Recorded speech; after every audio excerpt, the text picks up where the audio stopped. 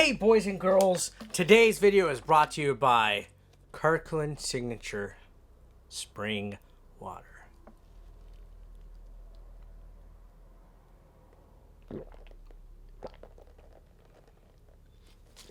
Alright, anyways, back to the video. Today we are going to talk about our top 5 worst E3 reveals, announcements, / trailers, whatever you want to call it. You know, there was some good stuff this year at E3 2019, but I was able to pick out my 5 worst, and I just think that these are a combination between cringe and what the hell are they thinking, and really, that's what they're gonna produce for E3 2019. So guys, if you are brand new to the channel, feel free to throw a subscription my way. I mean, Nolan Ryan style. You throw that thing like a fastball. Don't forget to click that little bell doohickey so you can be notified of future uploads. And let's go ahead and get today's video started.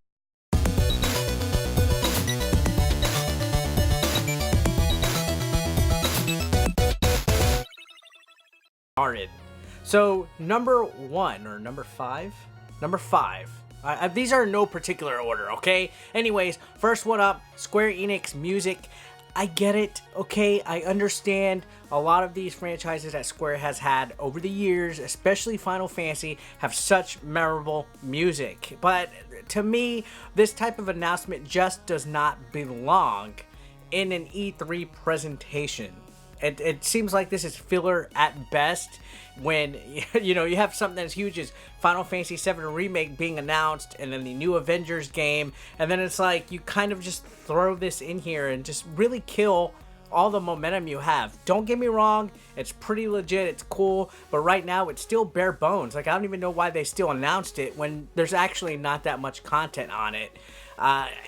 To me, it just felt a little out of place. Didn't feel like they should have really mentioned it at all during this presentation. And you know what? It's not just Square that does this at E3 every year. Nintendo themselves has been guilty of it. I mean, a couple of years ago, they actually showed the whole process of how the Woolly World Yoshi's amiibos were made and created and stuff. And that took like a good 15 minutes of their own presentation. I don't know why companies do this. If you're not prepared to have enough stuff for the time that you allotted, why don't you just do the time that you have enough content for, or talk about the games a little bit more? You know, I wouldn't have been opposed to them talking about Final Fantasy VII a little bit more than having this Square music stuff come out. I get it. They want people to download their apps and stuff because there's microtransactions and things like that on these damn things. But honestly, this presentation could have just did without the Square Enix music segment. Next up, we have something that was a little bit controversial to think about in regards to Bethesda's presentation. Nothing that they really announced or anything. It was just the crowd. Their crowd was just a little too happy, a little too cheerful sounding, almost piped in at times or paid off. Their crowd was just really cringy this year, especially when they cheered for crap like that Elder Scrolls freaking mobile game being poured over to Switch, or even the Fallout 76 game getting a major update. They just seemed really happy about everything. I mean, don't get me wrong, I really love Bethesda. I think they're a great company. They have a lot of great games, but unless that guy was just being sarcastic in the front row and acting like a jerk on purpose, I have no idea why that guy was so loud. And I've seen a whole bunch of like cringe compilations just from this crowd and everything on the internet. There was just something about that crowd that just felt a little off. I'm not trying to accuse Bethesda of doing anything, because God bless them. They've done a lot of good in this gaming community. But those people were just way too overly hyped to the point where it sounded almost fake, or again, like I said, that guy was just a heckler that you see like on TV or, you know, stand-up comedy where the guy in the front's just being a smartass and obnoxiously loud. I don't know. This probably was just a coincidence. I don't know. It was just too noticeable to think, oh, there's something else going on here. Commander Keen is getting a return, but it's a mobile game, and just they butchered Commander Keen. Like, you know, they're butchering everything we had growing up, like He-Man, She-Ra, Ninja Turtles. When's G.I. Joe gonna get screwed up? Oh wait, they made a movie of it. Yeah.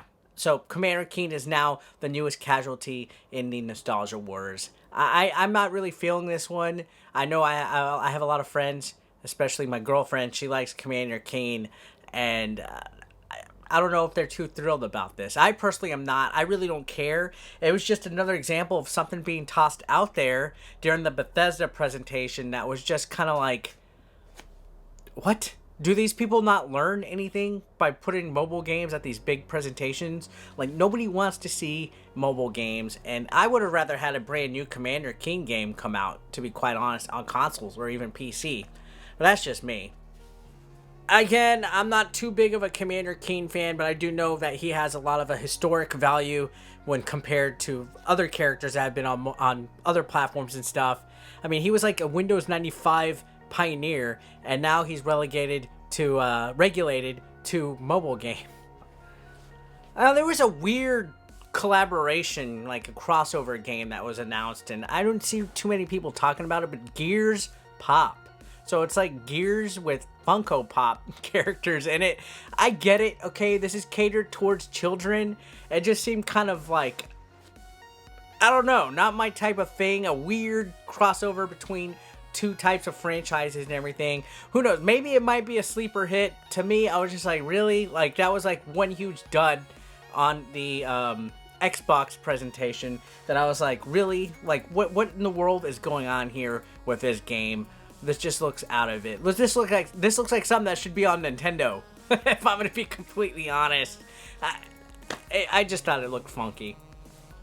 Don't get me wrong, I like Funko Pops. I have a Godzilla one right there, for God's sakes. It's just, I wouldn't have thought Gears and Funko would team up to have such a weird and random game. For me, I was just like, I don't know. I'm gonna give it a chance no matter what. It just kind of like, it was different of Microsoft to do this. And last but not least, speaking of mobile games, we got Elite Squad. Tom Clancy's Elite Squad. Again, with the mobile games, sure, mobile games have their place. I play some mobile games left and right, but E3, when you're trying to have a great presentation, is not the place to announce that your newest Tom Clancy game is going to be a mobile game. Did nobody learn from Blizzard's fiasco a few months ago? Everything about this mobile port just looked horrible. The graphics looked very outdated, and I don't know why this day and age, why companies still continue to go for these games, except other than microtransactions and paying, money up the woo-ha in order to play them. So, I guess, game companies gotta do what they gotta do. This is stuff that does not belong at E3. So guys, that was my 5 worst. I'm sure your list is completely different. If it is, feel free to comment down below and tell me how wrong my list was and correct me and call me a fat hairy chode.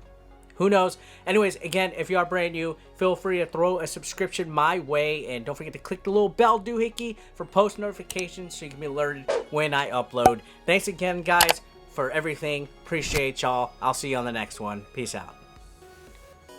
Hey guys, what's up? It's 8-Bit Eric. This is a convention announcement. Yes, my next convention will be the Southeast Game Exchange in Greenville, South Carolina. Ric Flair country, my favorite pro wrestler. I absolutely cannot wait to come out and talk to you guys, meet ya, and come out for my first time. I have not been to this convention ever, but this is in August. This is August 24th and August 25th.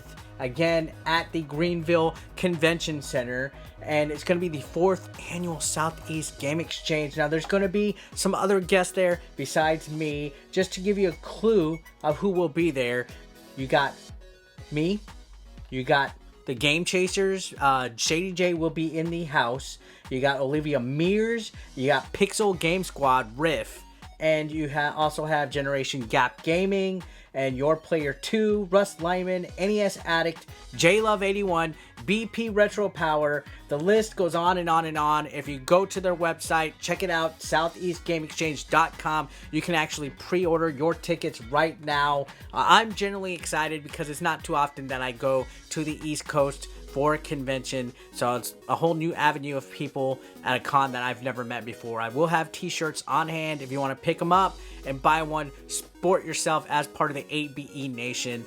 And yeah, guys, I'm looking forward to it. Again, Southeast Game Exchange. It will be August 24th and 25th at the Greenville Convention Center. So I will see you there, guys. Looking forward to it. Consider supporting 8-Bit Eric on Patreon for just $1 a month. Link below in the description.